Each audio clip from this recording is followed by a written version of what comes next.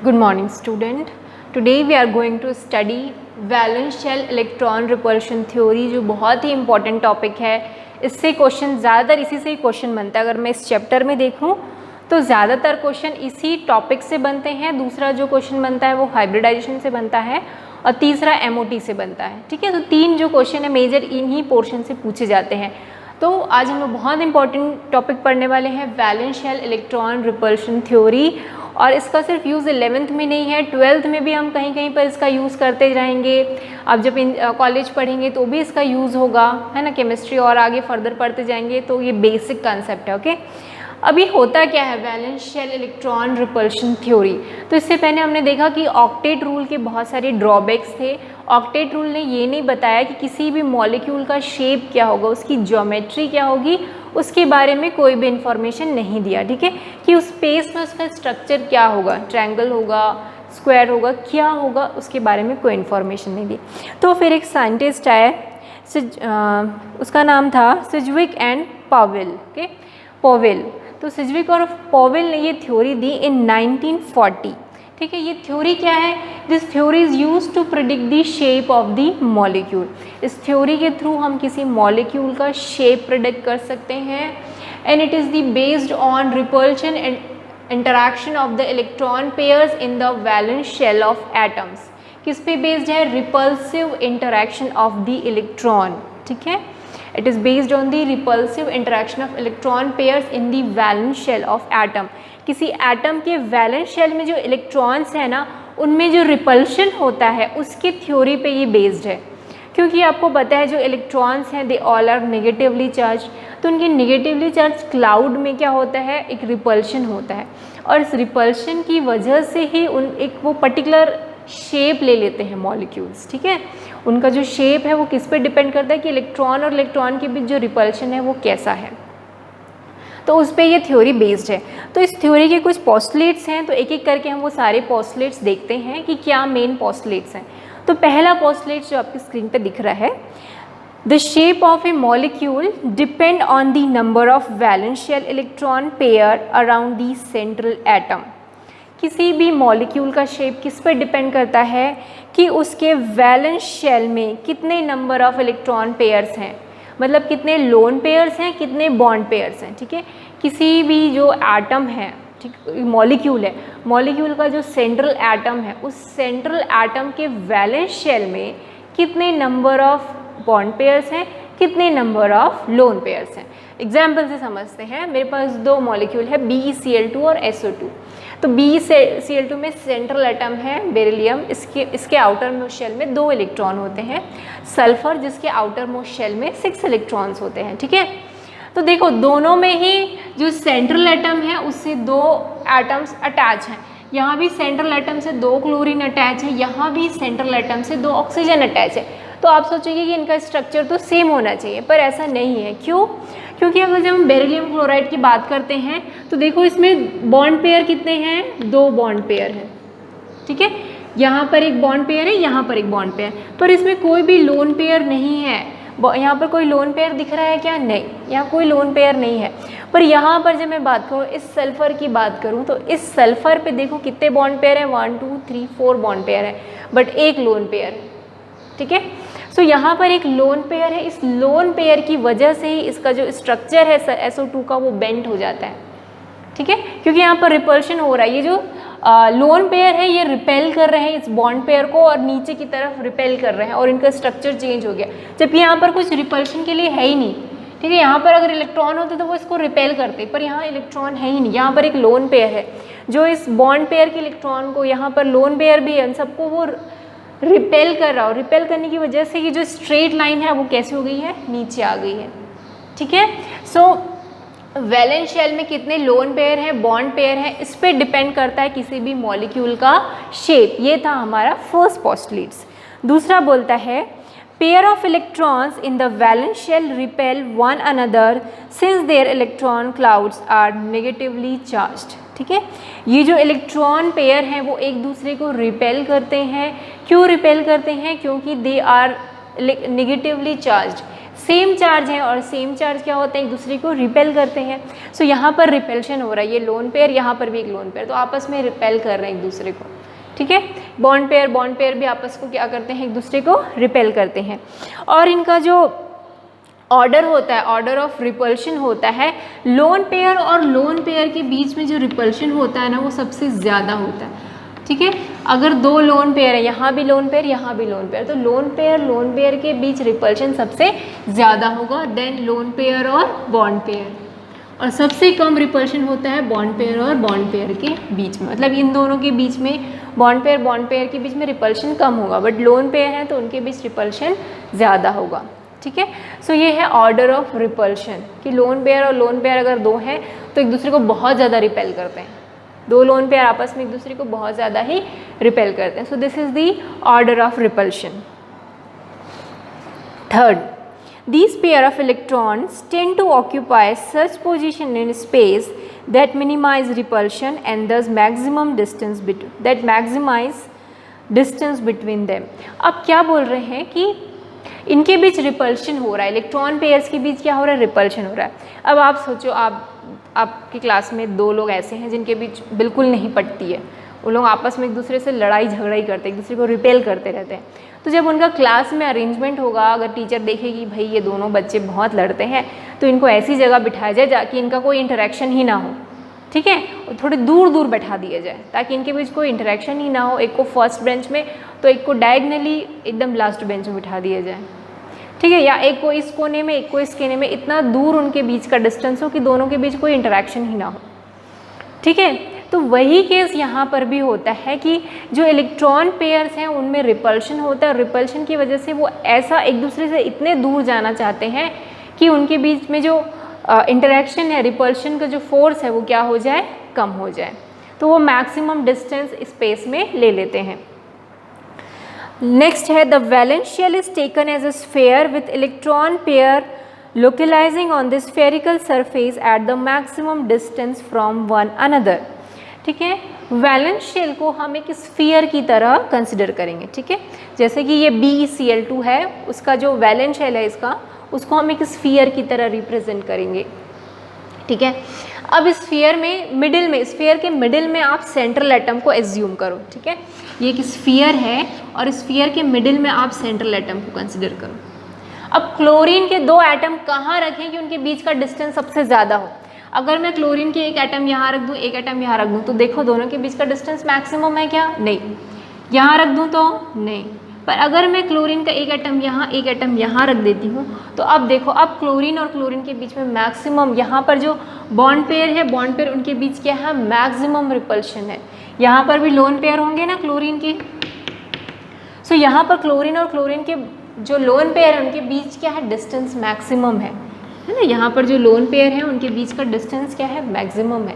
तो यहाँ पर वो ऐसे स्फेरिकल में जो एटम्स हैं वो ऐसी जगह लेते हैं ताकि जो रिपल्शन है वो क्या हो, मिनिमम हो इनके बीच का रिपल्शन। तो अगर ये स्फीयर मान लो और बीच में BeCl2, तो क्लोरीन कहाँ रहेगा, यहाँ और यहाँ, इस तरीके से, ठीक है। तो इसका स्ट्रक्चर कैसे बन गया, लीनियर स्ट्रक्चर बन गया, ठीक है। तो वैलेंस शेल को हम क्या लेते हैं, कि स्फीयर की तरह होते हैं और उसमें एटम का पोजीशन इस तरीके से होता है कि उनके बीच का जो रिपल्शन हो वो क्या हो, मिनिमम हो, कम हो, ठीक है। इस तरीके से उनको लोकलाइज करना है, ठीक है। अब देखो ना, अगर मैं क्लोरीन को यहाँ रख देती हूँ तो यहाँ पर क्लोरीन के बीच देखो, यहाँ पर भी लोन पेयर इनके बीच क्या होगा, रिपल्शन होगा, बहुत ज़्यादा रिपल्शन होगा क्योंकि बहुत पास है ये दोनों। तो अगर इसलिए मैं क्या करती हूँ, क्लोरीन को यहाँ रख देती हूँ, तो अब इसके लोन पेयर्स में क्या हो रहा है, रिपल्शन कम हो रहा है क्योंकि मैक्सिमम डिस्टेंस है दोनों का, ठीक है।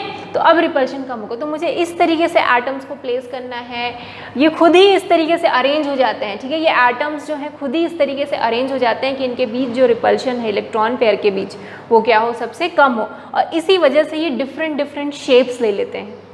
क्या ले लेते हैं, डिफरेंट शेप्स। इसमें भी ऐसे ही होता होगा, ये सेंट्रल एटम है, यहाँ और यहाँ ऑक्सीजन पहले ऐसे होंगे, पर यहाँ पर एक लोन पेयर भी है। ये लोन पेयर क्या करेगा, यहाँ पर के लोन पेयर को क्या करेगा, रिपेल करेगा। इनके बीच भी क्या होगा, रिपल्शन होगा। तो रिपल्शन होगा तो क्या होगा, ये ओ नीचे और खसक जाएंगे कि भाई ये तो बहुत रिपेल कर रहा है, चलो नीचे खसक जाते हैं। तो अब इसका स्ट्रक्चर इस तरीके से हो गया क्योंकि यहाँ पर क्या है, एक लोन पेयर है, इस सल्फर के पास एक लोन पेयर है, तो पहले इसका स्ट्रक्चर ये लोग ऐसे ही रहे होंगे, बट क्योंकि ये लोन पेयर है और यहाँ पर भी लोन पेयर है, तो ये दोनों आपस में एक दूसरे को क्या कर रहे हैं, रिपेल कर रहे हैं। तो ये ऑक्सीजन बोला भैया ये बहुत रिपेल कर रहा है, मुझे नीचे हो जाना चाहिए, तो ये बेंड हो गया, इसका शेप वी शेप हो गया बस SO2 का। तो यहाँ पर इसलिए बेंडिंग हो गई क्योंकि ये लोन पेयर था, पर यहाँ कोई लोन पेयर नहीं था इसलिए इसकी बेंडिंग नहीं हुई और ये लीनियर स्ट्रक्चर हो गया। तो समझ में आया कि किस तरीके से लोन पेयर और बॉन्ड पेयर की वजह से किसी मॉलिक्यूल का स्ट्रक्चर, मॉलिक्यूल का शेप, सॉरी स्ट्रक्चर नहीं बोलनी चाहिए, उसकी शेप और उसकी ज्योमेट्री चेंज हो जाती है। ठीक है, यहाँ पर क्यों लीनियर है और वहाँ पर क्यों वी शेप है, समझ में आ रहा है? क्योंकि यहाँ एक भी लोन पेयर नहीं है, वहाँ लोन पेयर थे सल्फर के पास, इस वजह से यहाँ पर रिपल्शन हुआ और उसने बेंड शेप ले लिया है। तो ये सब उसके पोस्टुलेट थे, 5 पोस्टुलेट्स। ये याद रखना ज़रूरी है कि लोन पेयर के बीच रिपल्शन ज़्यादा होता है। ठीक है, यहाँ पर बॉन्ड पेयर है तो इनके बीच रिपल्शन कम होगा।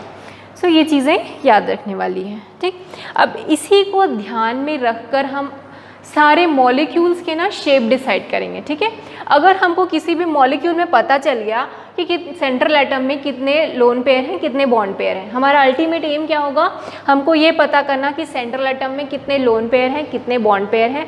अगर ये पता चल गया तो हम मॉलिक्यूल का शेप डिसाइड कर सकते हैं। ठीक है, समझ में आया इतना? तो चलो अब इसके आगे पढ़ते हैं। पोस्टुलेट्स क्लियर हो गया ना कि क्या क्या पोस्टुलेट्स हैं।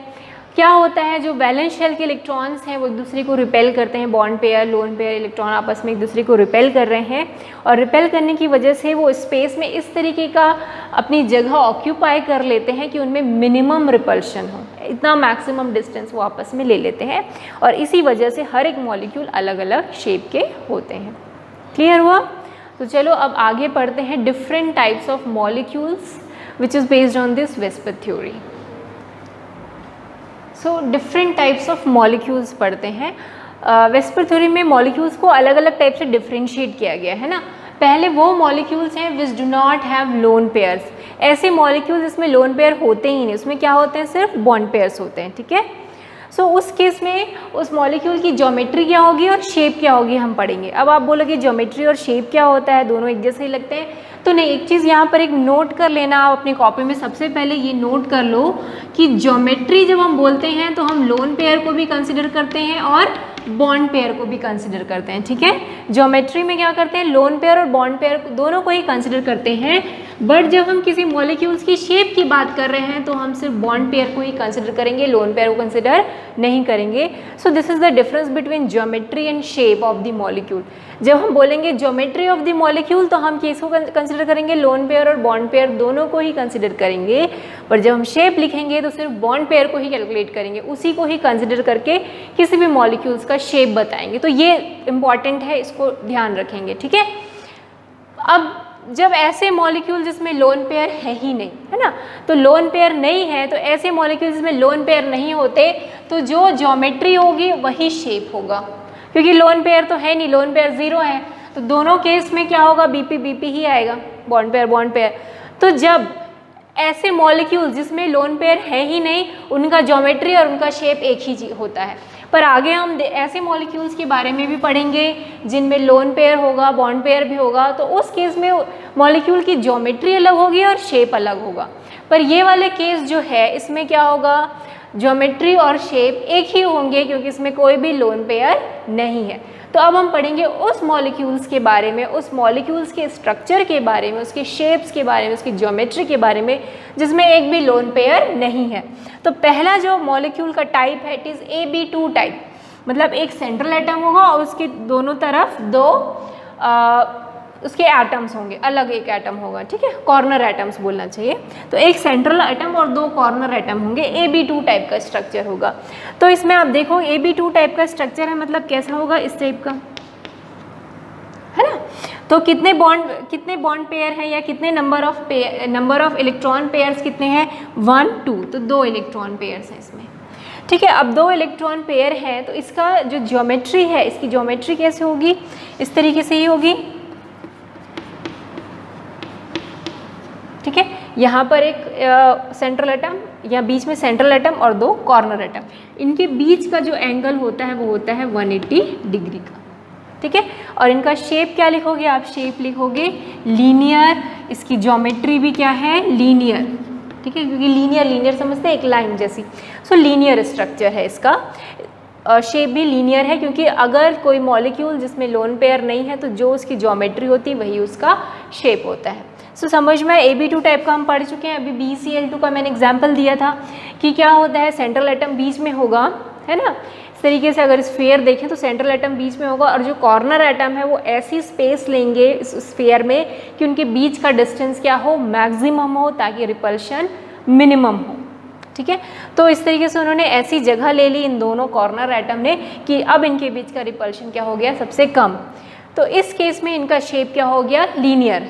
ठीक, इसके एग्जाम्पल्स हैं, कौन कौन से मॉलिक्यूल हैं जिनका शेप लीनियर होता है, तो वो है BeCl2। ठीक है, BeCl2 हो गया, HgCl2, MgCl2, ये सब क्या है, लीनियर होते हैं। ठीक है, अब अगला है AB3। AB3 मतलब A सेंट्रल एटम है और उसके 3 कॉर्नर एटम से वो कनेक्टेड है। ठीक है, एक सेंट्रल एटम है जो 3 कॉर्नर एटम से कनेक्टेड है। तो अब देखो बीच में आप वैलेंस शेल को हमने क्या मान लिया कि स्फीयर, अब इसके सेंटर में एज्यूम करो कि सेंट्रल एटम है। अब आप वो तीनों एटम्स को, है ना, ये जो कॉर्नर एटम है उनको कहाँ प्लेस करें इस स्फीयर में कि उनके बीच का डिस्टेंस मैक्सिमम हो और रिपल्शन मिनिमम हो। तो देखो बीच में है, एक मैं यहाँ रखती हूँ, एक यहाँ और एक यहाँ। ठीक है, एक यहाँ, एक यहाँ, एक यहाँ, ये 3 रख दिए, समझ रहे, एक यहाँ, एक यहाँ, एक यहाँ, 3 एटम्स। क्लियर हो रहा है ना।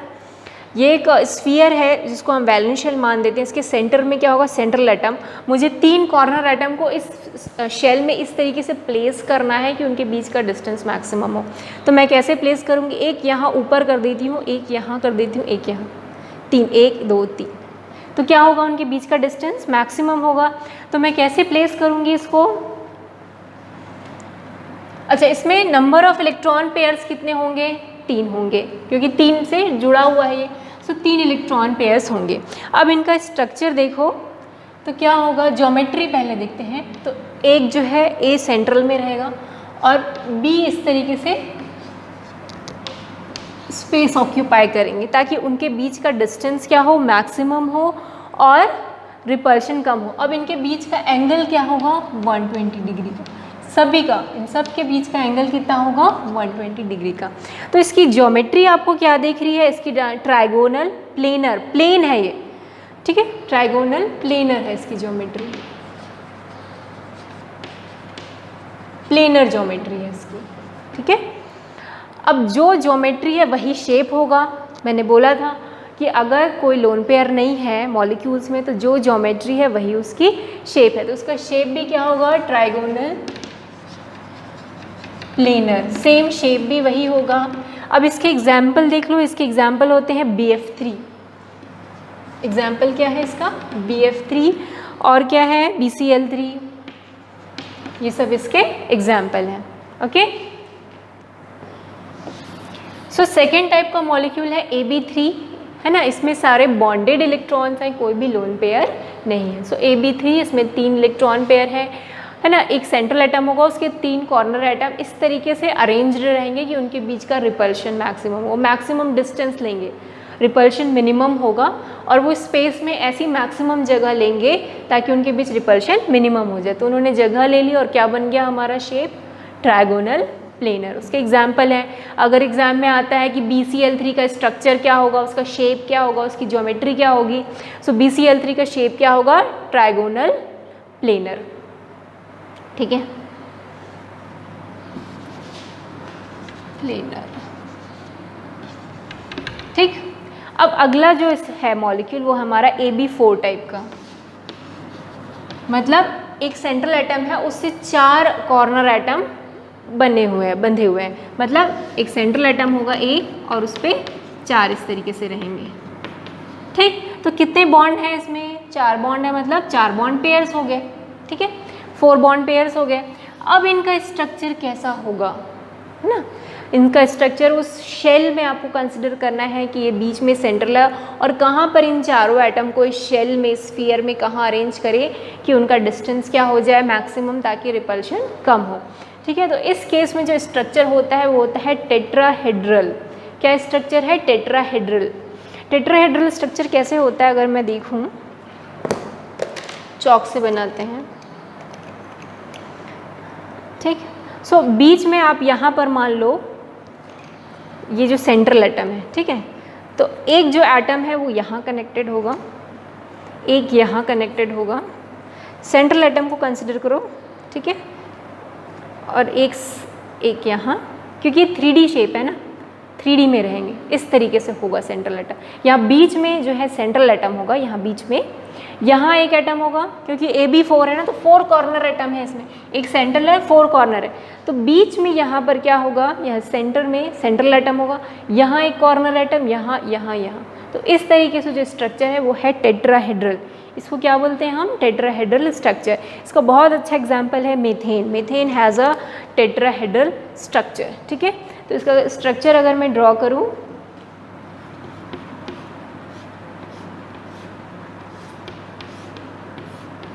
ठीक है, ये टेट्राहेड्रल स्ट्रक्चर होता है इसका, और इसमें जो एंगल होता है इनके बीच का जो एंगल है इट इज़ 109.5 डिग्री, ठीक है। समझ रहे हैं ना कैसे 109, ये इस तरीके से अरेंज्ड है, ठीक है, स्पेस में। तो ये जो एंगल है, दिस एंगल इज़ 109.5 डिग्री। यहाँ पर भी जो एंगल होगा, यहाँ होगा, यहाँ होगा, this all angle is 109.5 degree angle, ठीक है। So this is the structure for tetrahedral geometry, tetrahedral geometry. और शेप भी क्या होगा, टेट्राहेड्रल ही होगा, ठीक है। इसका एग्जाम्पल क्या है, मीथेन और अमोनियम आयन, ये दोनों ही क्या है, इसके एग्जाम्पल है। AB4 टाइप के मॉलिक्यूल, ठीक है। AB4 मतलब एक सेंट्रल एटम है और उसके 4 कॉर्नर एटम है, AB4। इसमें कोई भी लोन पेयर नहीं है, लोन पेयर नहीं है तो उसका स्ट्रक्चर क्या होगा, टेट्राहेड्रल होगा। मीथेन और NH4 आयन उसके एग्जाम्पल है। इतना समझ में आया AB4 टाइप का। अब जो अगला है AB5 और AB6, ओके, इसको नोट डाउन कर लो, पूरा लिखना, ठीक है। फिर मैं AB5 और AB6 बता रही हूँ। सो मैं रब कर रही हूँ इसको, आई होप आपने लिख लिया होगा। सो नेक्स्ट जो मॉलिक्यूल है AB5 टाइप का, एक सेंट्रल एटम है A, उसके 5 क्या हैं, कॉर्नर एटम। तो इसमें कितने इलेक्ट्रॉन पेयर होंगे, 5 इलेक्ट्रॉन पेयर्स होंगे, ठीक है। अब इसकी ज्योमेट्री क्या होगी, इसकी ज्योमेट्री एक सेंट्रल एटम होगा और 5 क्या होंगे उससे, इस तरीके से कॉर्नर एटम कनेक्टेड होंगे। सो यहाँ पर जो एंगल है वो होता है 90 डिग्री का, और यहाँ जो एंगल है वो होता है 120 डिग्री का, ठीक है। सो आप इसको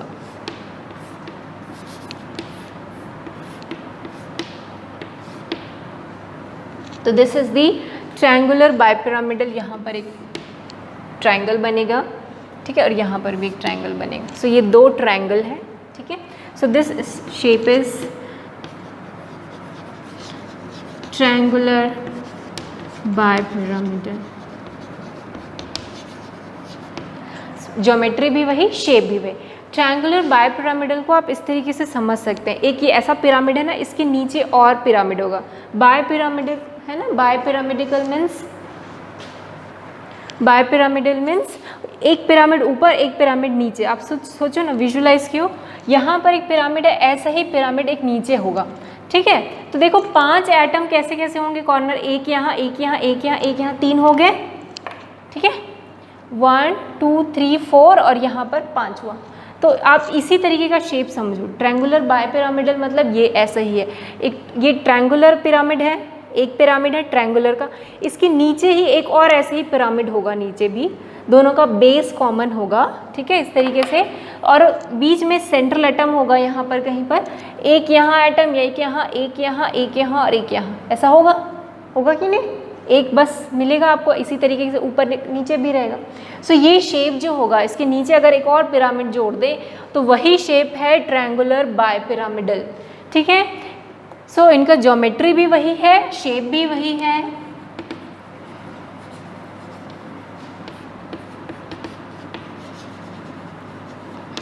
इसके एग्जाम्पल है PCl5, फॉस्फोरस पेंटाक्लोराइड जो है, फॉस्फोरस PF5 जो है, they are the example of AB5 type of molecule. Next जो है आखिरी है वो AB6 टाइप का मॉलिक्यूल है, ठीक है। AB6 टाइप के मॉलिक्यूल में 6 इलेक्ट्रॉन पेयर होंगे और इसका जो ज्योमेट्री है it is a octahedral geometry, ठीक है, ऑक्टाहेड्रल होगा। सो बीच में सेंट्रल एटम,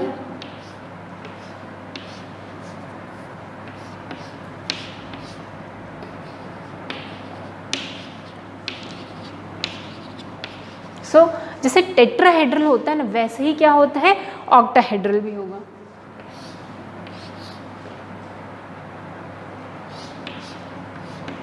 ठीक है, दो ये, this is the octahedral geometry. Okay, जैसे टेट्राहेड्रल होता है वैसे ही ऑक्टाहेड्रल होगा, तो ज्योमेट्री भी ऑक्टाहेड्रल होगी और शेप भी क्या होगा, ऑक्टाहेड्रल। इसके एग्जाम्पल है SF6। सो ये वो मॉलिक्यूल्स थे, उन मॉलिक्यूल का हमने शेप और ज्योमेट्री पढ़ी जिसमें एक भी लोन पेयर नहीं है, उसमें क्या है, सिर्फ बॉन्ड पेयर है। ठीक है, सो हमको याद रखना है, और याद रखना है से आप विजुअलाइज भी करोगे तो अच्छा होगा। अगर AB2 टाइप का है तो स्ट्रक्चर क्या होगा, लीनियर, सॉरी ज्योमेट्री क्या होगी, लीनियर।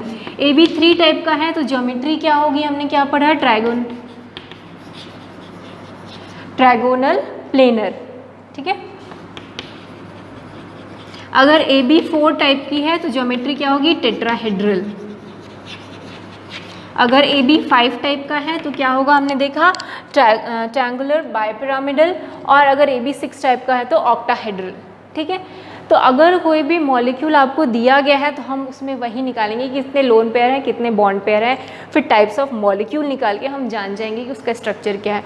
तो आपको ये याद रखना ज़रूरी है कि AB2 टाइप का है तो क्या क्या उसका ज्योमेट्री होती है, AB2 टाइप का है तो लीनियर, AB3 टाइप का है तो क्या है, AB4 टाइप का है तो AB5 टाइप का, AB6 टाइप का है तो किस तरीके की ज्योमेट्री है, किस तरीके का शेप है। ठीक है, तो ये हमने पढ़ लिया वो मॉलिक्यूल जिसमें एक भी लोन पेयर नहीं है, सिर्फ बॉन्ड पेयर्स है। अब हम उन मॉलिक्यूल्स के बारे में पढ़ेंगे जिनमें क्या है, लोन पेयर भी हैं और बॉन्ड पेयर्स भी हैं। ठीक है, सो अब हम पढ़ेंगे उस टाइप के मॉलिक्यूल जिसमें सेंट्रल एटम में क्या है, लोन पेयर है। तो इसका जो सबसे पहला टाइप है वो है AB2L। AB2L मतलब एक लोन पेयर है और दो बॉन्ड पेयर है। ठीक है, एक लोन पेयर है और दो बॉन्ड पेयर हैं, उस टाइप के, मतलब दो कॉर्नर एटम होंगे और सेंट्रल एटम में एक लोन पेयर होगा। ठीक है, स्ट्रक्चर कैसे होगा, एक लोन पेयर होगा और इस तरीके से दो बॉन्ड पेयर होंगे, इस टाइप का स्ट्रक्चर, सेंट्रल एटम में एक लोन पेयर और इधर दो बॉन्ड पेयर। समझ रहे हैं? सो ये होगा next number of molecule type. So आप पूरा एक टेबल बनाएंगे जैसे पहले बनाए थे, मॉलिक्यूलर फार्मूला बनाए थे, फिर number of lone pair, number of bond pairs. उसके बाद क्या होगा, आपकी बुक में भी दिया हुआ है ये टेबल 4.7। ओके, तो वहीं से ही आप इस पूरे जो भी टेबल है वहीं से बनाएंगे। ठीक, तो पहला हमने पढ़ा AB2 टाइप का मॉलिक्यूलर जिसमें दो बॉन्ड पेयर हैं और एक लोन पेयर है। ठीक है, सो AB2L टाइप का है, इसमें बॉन्ड पेयर कितने हैं और लोन पेयर कितने हैं। सो दो बॉन्ड पेयर हैं और एक लोन पेयर है। ठीक है, तो इसकी ज्योमेट्री अगर मैं देखूं, सो ज्योमेट्री कैसी होगी, एक सेंट्रल एटम होगा, यहाँ एक बॉन्ड, दो कॉर्नर एटम होंगे और इसके पास एक क्या होगा, इस तरीके से एक लोन पेयर होगा। तो ज्योमेट्री आपको कैसी दिख रही है, इसकी ज्योमेट्री दिख रही है ट्रायगोनल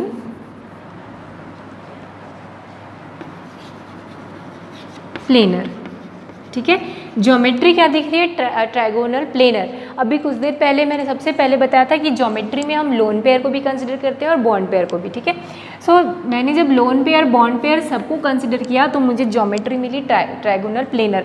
अब इसके शेप की बात करेंगे, तो मैंने बताया था शेप में आपको लोन पेयर को नहीं लेना है, तो मैंने लोन पेयर को नहीं लिया शेप में। तो देखो अब इसकी ज्योमेट्री कैसी होगी, वी शेप्ड बोल सकते हो या इसको बोलते हैं बेंड। क्या बोलते हैं इसको, बेंट शेप, बेंट हो गया। लीनियर होना चाहिए पर वो क्या हो गया, बेंट हो गया, थोड़ा सा ऐसा मुड़ गया है, बेंट स्ट्रक्चर हो गया। समझ रहे हैं क्यों बेंट हुआ है, क्योंकि यहाँ पर लोन पेयर है। तो ये लोन पेयर इस बॉन्ड पेयर को क्या कर रहे हैं, रिपेल कर रहे हैं, इस तरीके से रिपेल हो रहा है, यहाँ पर रिपल्शन हो रहा है, और इस रिपल्शन की वजह से इसका स्ट्रक्चर क्या हो गया, बेंट हो गया है। समझें तो इसका स्ट्रक्चर है, इसकी ज्योमेट्री तो ट्राइगोनल प्लेनर है, बट शेप क्या है, बेंड। ज्योमेट्री में हम क्या कंसिडर करते हैं, lone pair plus bond pair, but जब हम शेप की बात करते हैं तो हम क्या कंसिडर करते हैं, सिर्फ bond pair. So bond pair को ही कंसिडर करेंगे, लोन पेयर को हटा दीजिए, तो हमारा शेप क्या आ गया, देखो बेंड शेप आ गया। ठीक है, इसका एग्जाम्पल है SO2 और O3, इसके एग्जाम्पल है। एक बच्चे ने जब O3 बनाया था तो O3 ऐसे स्ट्रेट बना दिया था। ठीक है, सो O3 जब भी आप बनाते हैं O3 अपनी कॉपी में, O3 को इस तरीके से नहीं बनाएंगे, O3 हमेशा बेंट स्ट्रक्चर में रहेगा इस तरीके से। ठीक है, सो यहाँ पर हो गया, इसका ज्योमेट्री अलग है, इसका शेप अलग है ना। क्यों, क्योंकि अब यहाँ लोन पेयर भी आ गया, क्योंकि शेप किस पे डिपेंड करता है, सिर्फ बॉन्ड पेयर पे, जबकि ज्योमेट्री दोनों पे डिपेंड करती है। इससे पहले वाला जब हम स्ट्रक्चर की बात कर रहे थे तो उसमें लोन पेयर तो थे ही नहीं, इसलिए ज्योमेट्री और शेप सेम थे। बट अब क्या हो गया, लोन पेयर भी आ गए हैं, तो ज्योमेट्री अलग हो गई है, शेप अलग हो गई है। तो पहला समझ में AB2L टाइप का, मतलब जो सेंट्रल एटम है उसमें एक लोन पेयर होगा और 2 बॉन्ड पेयर। तो देखो यहाँ एक लोन पेयर है और ये 2 बॉन्ड पेयर है। क्लियर हुआ, लोन पेयर को इस तरीके से डॉट से आप दिखाएंगे। अब अगला जो टाइप है उसके बारे में बात करते हैं। आई होप आपको क्लियर हो रहा होगा। ठीक है, अगला जो है AB2L टाइप का, AB3L टाइप का। ठीक है, मतलब एक लोन पेयर है और 3 बॉन्ड पेयर हैं। ठीक है, सो बॉन्ड पेयर है 3, लोन पेयर है 1, बॉन्ड पेयर और ये लोन पेयर। सो 3 बॉन्ड पेयर है, 1 लोन पेयर है। तो स्ट्रक्चर क्या होगा, वही टेट्राहेड्रल ही होगा। AB4 टाइप का ही है ये। किसके टाइप का है ये, AB4 का क्या होता है, टेट्राहेड्रल होता है ज्योमेट्री। सो ज्योमेट्री तो टेट्राहेड्रल ही होगा, बट शेप चेंज हो जाएगा। तो इसको बनाइए।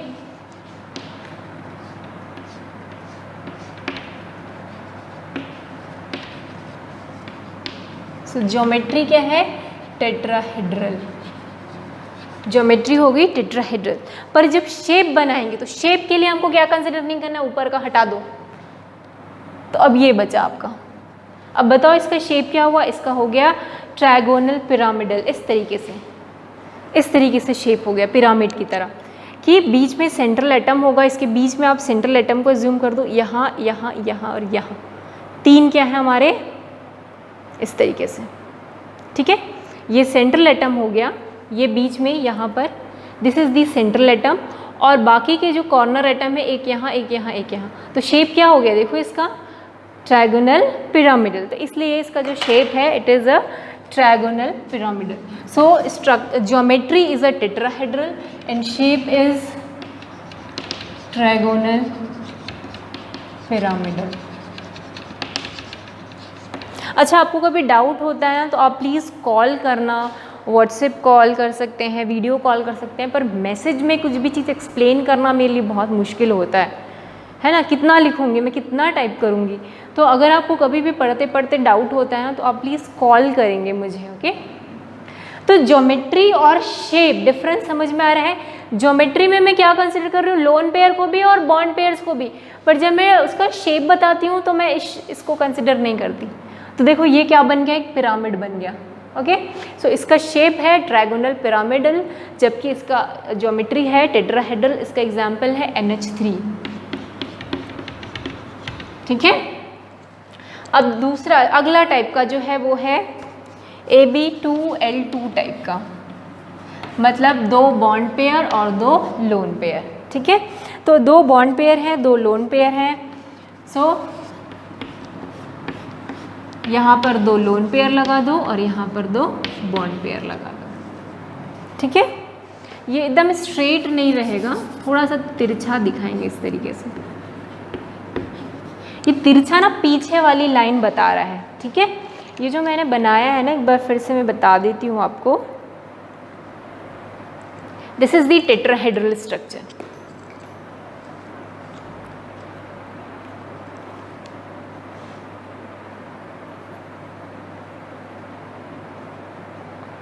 टाइप का कुछ होता है टेट्राहेड्रल स्ट्रक्चर। ठीक है, तो देखो ये है टेट्राहेड्रल, तो ये पीछे भी एक लेग है, 2 लेग सामने है, सामने की तरफ, एक लेग पीछे की तरफ है। ये है ना लेग पीछे की तरफ, तो ये जो ये वाला है ये दिखाता है पीछे वाला लेग, है ना, ये एक 3 लेग है और ये पीछे वाला जो लेग है उसको मैं इससे शो कर रही हूँ। ओके, सो ये लोन पेयर और लोन पेयर के बीच जो है वो गैप सबसे ज़्यादा होगा, क्योंकि दोनों अपने आप को बहुत ज़्यादा रिपेल करेंगे, तो यहाँ डिस्टेंस ज़्यादा होगा और यहाँ डिस्टेंस कम होगा। तो ये हमारा स्ट्रक्चर बन गया, 2 लोन पेयर 2 बॉन्ड पेयर। तो ज्योमेट्री क्या हो गई, टेट्राहेड्रल हो गई। पर शेप क्या हुआ, शेप के लिए आप इन दोनों को कंसिडर ही मत करो, आप सिर्फ ये बॉन्ड पेयर को कंसिडर करो। तो अब आपको शेप कैसा दिख रहा है, अब है ना, इसको कंसिडर ना करें, बस ABB ये कैसा शेप दिख रहा है, बेंट दिख रहा है, वी शेप्ड। तो इसका जो शेप है वो क्या होगा, बेंट। ठीक, इसका एग्जाम्पल है H2O। एग्जाम्पल क्या है इसका, H2O। क्लियर हो रहा है कि नहीं, मुझे समझ में नहीं आ रहा एक्चुअली, इसलिए लाइव जब वर्चुअल क्लास और ये जो क्लास होती है उसमें डिफरेंस होता है ना। अब अगला जो टाइप है, सर ये AB2L2 टाइप का था, अगला जो है AB4L टाइप का। ठीक है, AB4L, ये AB2L2 था, 2 बॉन्ड पेयर 2 लोन पेयर, अभी है AB4L टाइप का, मतलब 1 लोन पेयर है और 4 बॉन्ड पेयर हैं। ठीक है, तो अब इसका स्ट्रक्चर कैसे होगा, तो ड्रॉ करते हैं। चलो, 4 हमारे पास कॉर्नर एटम है, ठीक है, और 1 लोन पेयर है, तो मैं उसको इस तरीके से ड्रॉ करूंगी। ओके, इसका स्ट्रक्चर क्या है, इसका स्ट्रक्चर है ट्राइगोनल बायपिरामिडल। इससे पहले वाला जो था सेम टू सेम वैसे ही AB5 का जो था, है ना, AB5 का जो ज्योमेट्री था वही ज्योमेट्री इसकी भी AB5 टाइप का ही है। सो AB5 टाइप का, तो इसकी ज्योमेट्री क्या होगी, सेम जैसे उसकी थी, ट्राइगोनल बायपिरामिडल। बट शेप क्या है इसका, है ना, शेप के लिए आप इसको इस तरीके से देखो, ये सिर्फ इतना ही कंसिडर करो, किसकी तरह दिख रहा है, ये दिख रहा है सी सॉ की तरह। इसका जो शेप है वो क्या है, सी सॉ खेलते हैं ना, वही। ठीक है, तो इसका शेप हो गया सी सॉ टाइप का। तो हम जब शेप कंसिडर करेंगे तो इसको नहीं करेंगे, इतना को देखेंगे तो सी सॉ जैसा शेप है। बट अगर ज्योमेट्री की बात करूं तो ज्योमेट्री क्या है इसकी, ट्राइगोनल बायपिरामिडल। ओके, सो ये हो गया AB4L, जिसमें 4 जो है हमारे बॉन्ड पेयर है और 1 लोन पेयर है। ओके, अब अगला टाइप जो है,